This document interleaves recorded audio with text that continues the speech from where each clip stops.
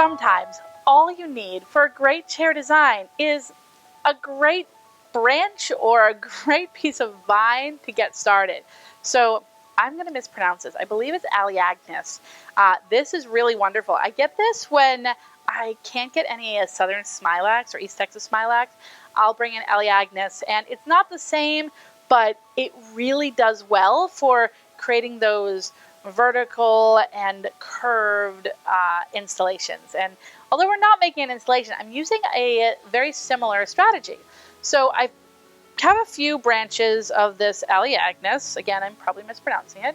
And I'm pulling this one because it's got a large piece and I feel like I can manipulate it really well. So I look to the chair. I want to make sure that I can secure this properly to the chair. I am going to take the end of the branch and I'm going to just weave it into the side of the chair so it holds sturdy in that direction. And then I'm going to start to maneuver the branch around the back of the chair. I'm imagining this on the bride and the groom's chair, so fun, or a Sweet 16. And before I even secure it, I want to visually just make sure that I like the direction that it's going. And then for security, you can use bind. Hello, little friend. So normally I will soak my branches before I bring them indoors. Jordan, can you let this little spider outside, please? So normally I will soak branches before I bring them, but these I just cut so we could do this. Jordan right now is rescuing the spider so the spider can go live where it belongs, outside. Once you've got the curvature, you know where you want it, you kind of want to decide what you're going to secure it with. I really like to use Bind It. I also use bind wire. You can use natural. I'm using gold today just so you can see it more clearly. For a real event, I would use natural for this treatment. I'm going to use the bind wire as opposed to, I'm going to use the Bind It as opposed to the bind wire because I feel like it gives me some really nice security, and I want one of these to have some really nice security on it. Now you do see on the front of the chair a little bit of the Bind It. It does not bother me. If it bothers you, then use the bind wire. I'm just going to flip these leaves around, make sure the leaves are not interfering with the individual that's going to be seated. And so I've got this great movement. I'm going to pull this around, and imagine two of these, one facing the left and the other facing the right. It'd be so beautiful. I'm going to take my piece of bind wire, and I'm just going to secure this in. It's going to move a little once I bind it, and it's totally okay. If I don't like where it's moved, then I just adjust it. Now, make sure you have no wire poking out that is going to interfere with the individual seated. You hear me all the time talk about we just need to think about comfort as well as aesthetics and how beautiful the piece is going to be. All right, so that's our structure. That's our mechanic for this chair design. So fast, right? That was literally just one piece of Eleagnus. Gosh, I struggle with that. All right, the next thing I want to do is I want to add some flowers to this piece. And for chair designs, very rarely do I use a water source because these are out for a very short amount of time, even when they're in the sun. So I generally don't do a water source. I'm going to weave this in, weave it between the leaves, and I just want to kind of feel like this stem of Eleagnus is just blooming.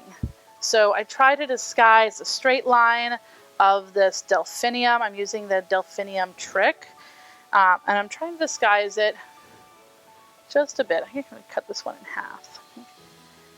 You'll see I pre-cut a lot of my supplies. I feel like when I'm working, especially if I'm doing on-site installation of pieces, I find that pre-cutting really helps me to stay organized and helps me to move faster. The more prep time you can get done before you're on site in an event, the better. All right, here we go. So now this one's very straight down here. I might just give this a trim and then tuck it in.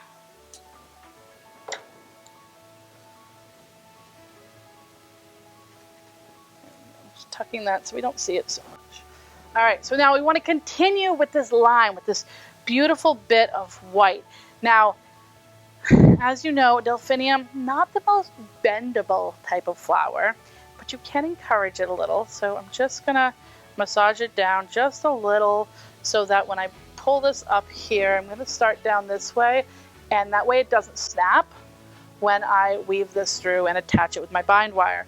So let's get rid of as much of the lower stem as we can.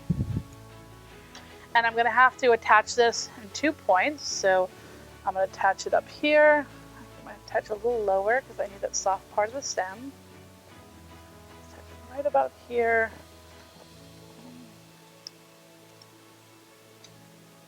So to help me with my security here, I pulled the Eleagnus out. I didn't actually secure this at all at this point.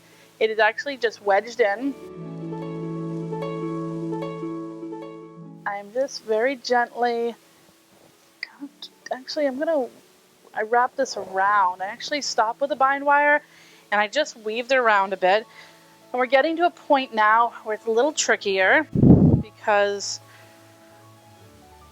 I want movement and I don't want straight lines. This is a very straight flower. So I'm actually going to cut more of this away. I've lost my clipper again. Here it is. I'm going to start where it's a little bit more flexible. Cut that through. And I'm definitely going to have to use my bind wire here.